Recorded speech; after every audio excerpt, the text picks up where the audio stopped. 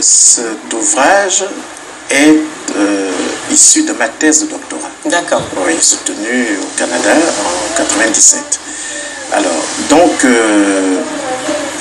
ce n'est plus exactement la thèse, certaines données ont été actualisées, on l'a enrichi, parce que c'était la recommandation du jury, après ma soutenance, de publier ma thèse. Et maintenant, c'est un ouvrage théorique. Alors, je vais donc bien répondre à cette question pour bien montrer que la question, vous parliez de... On parlait d'approche nouvelle et de choix de oui, du ouvrage. Vous avez choisi La Mouche et la Glu, Biboubois. Comme j'ai ouvert une parenthèse. Justement, pourquoi choisir ces œuvres précisément? Alors justement, je disais, il faut déjà savoir à quel moment ce travail a été fait. Donc j'ai ouvert dans cette parenthèse concernant ma thèse. Alors, je suis étudiant au Canada au début des années 90. Alors, je peux vous dire que c'est mon directeur de thèse qui va me pousser dans le dos pour m'intéresser à la littérature gabonaise, parce que en ce temps-là, même le temps que j'avais passé au Gabon, parlait de littérature du silence. La littérature gabonaise, on disait même qu'elle n'existait pas. Alors j'étais surpris que mon directeur de thèse me dise, mais non, il y a des écrits chez vous, il faut le faire, il faut le faire.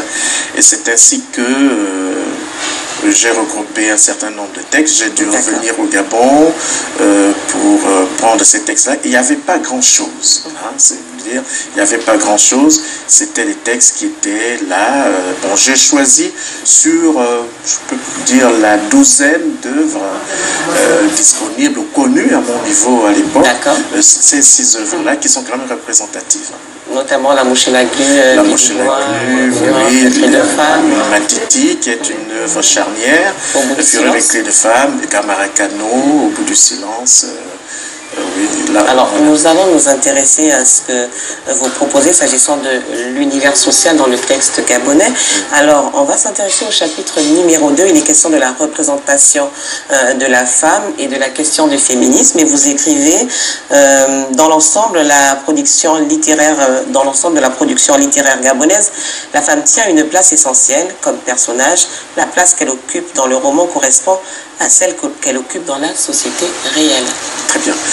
Oui, pourquoi? Parce que le théoricien que j'ai choisi, c'est Claude Duché, qui a mis au point une des catégories d'analyse qui m'ont convaincu et dont c'était mon option en sociocritique.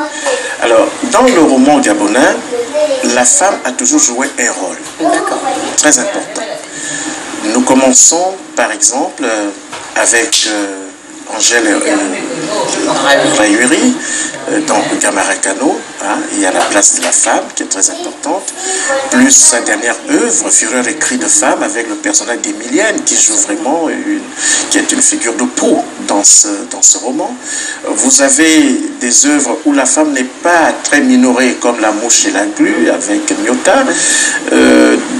Bon, dans les Matiti qui ouvrent le roman gabonais à l'univers urbain, la femme n'est pas vraiment très en vue, mais vous voyez qu'après 92, la femme va de plus en plus prendre une place importante avec l'œuvre fondatrice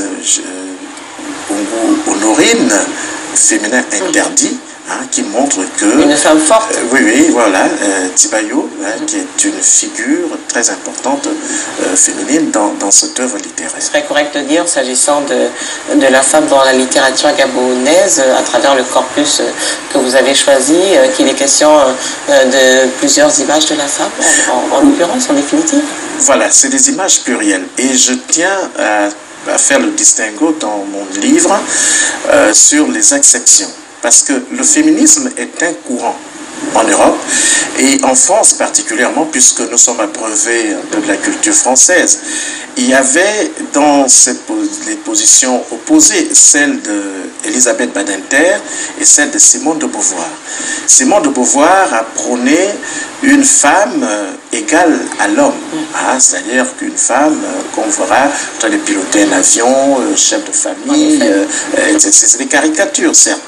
Par contre, Simone de Beauvoir partait de la femme au foyer, mais qui peut également jouer un rôle. D'accord. Alors, or, dans la représentation de la société gabonaise, je reviens à votre première question sur le corpus. Ces images seraient des images plurielles? C'est ça. Voilà, c'est-à-dire que il faut regarder également que ces œuvres-là, depuis Sotumba en 71, Histoire d'un enfant trouvé, quand je parle de l'hépatitis, c'est parce que c'est la première œuvre gabonaise qui s'ouvre véritablement dans l'univers urbain.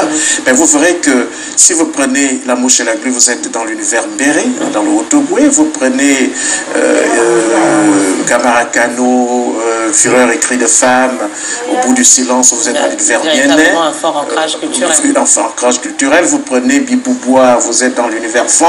En fait, c'est des œuvres qui ont cet ancrage culturel issu de l'univers premier de leurs auteurs.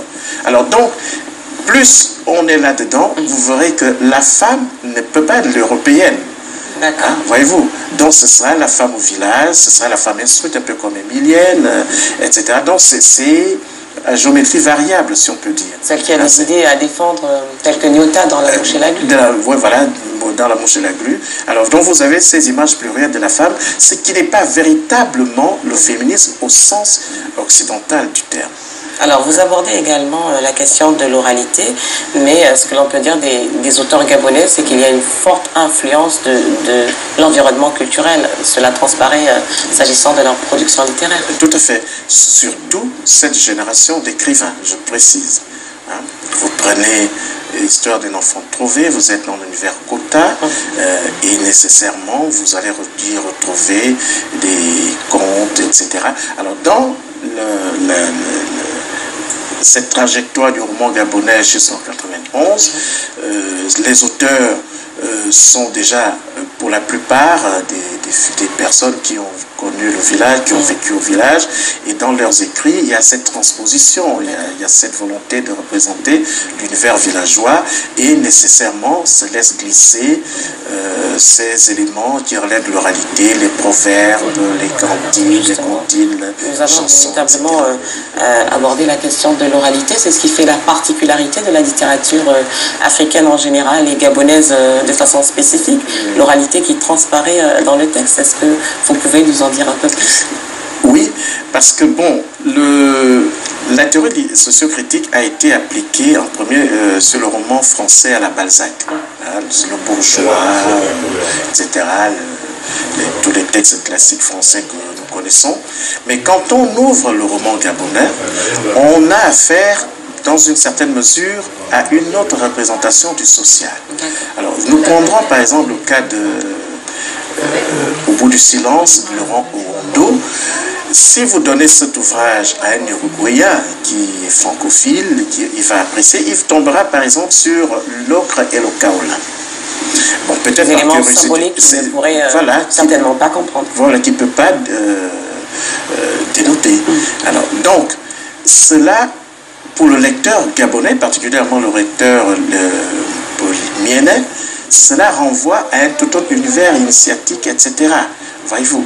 Alors, donc, ce sont ces éléments qu'on retrouve transposés dans le roman gabonais et qui vont faire sa spécificité par rapport à l'univers qui est représenté. Finalement, s'agissant de ces symboles, il y a véritablement l'implicite qui se donne à voir, le non-dit, qui transparaît à travers ces éléments relatifs à l'oralité. Vous avez trouvé le mot, exactement, parce qu'il y a l'implicite, il y a le non-dit.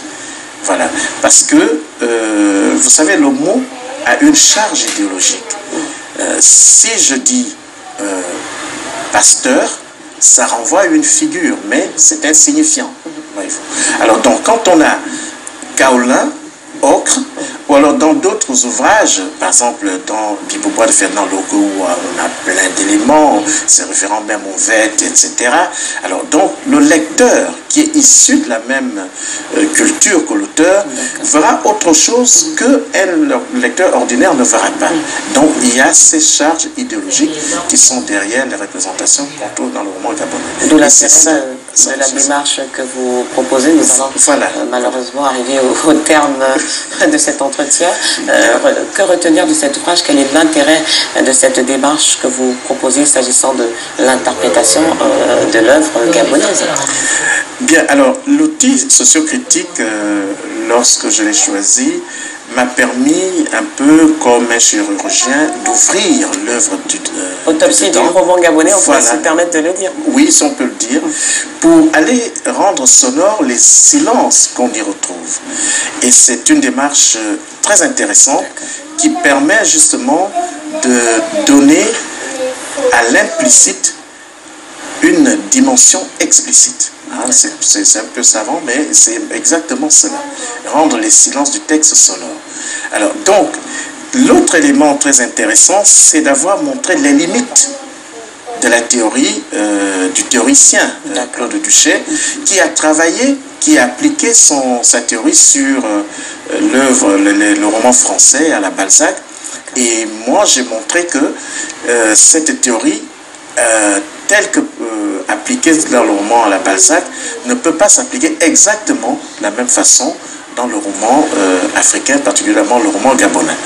Donc c'est l'oralité qui permet donc d'aboutir à cette conclusion que l'œuvre, la sociocritique a ses limites, mais elle peut également être enrichie lorsqu'elle est appliquée au roman africain. Alors cet ouvrage est-il disponible? Y a-t-il un contact pour toutes les personnes qui désireraient s'imprégner de cette approche que vous proposez s'agissant de la sociocritique? Oui, alors l'ouvrage est sorti il y a 2 ans.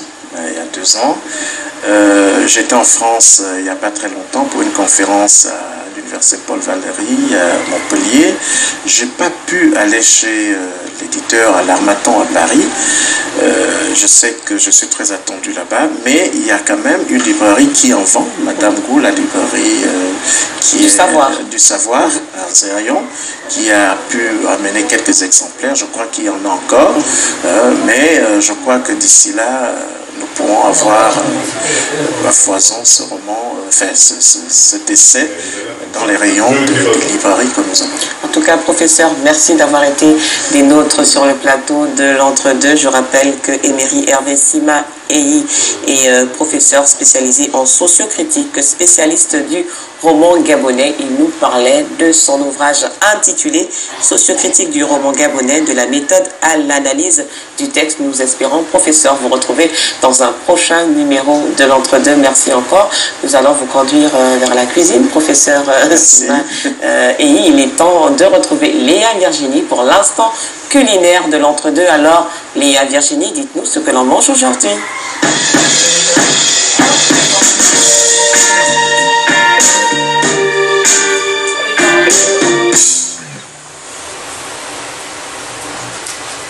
Bonjour les reines et bonjour à tous, bienvenue dans votre rubrique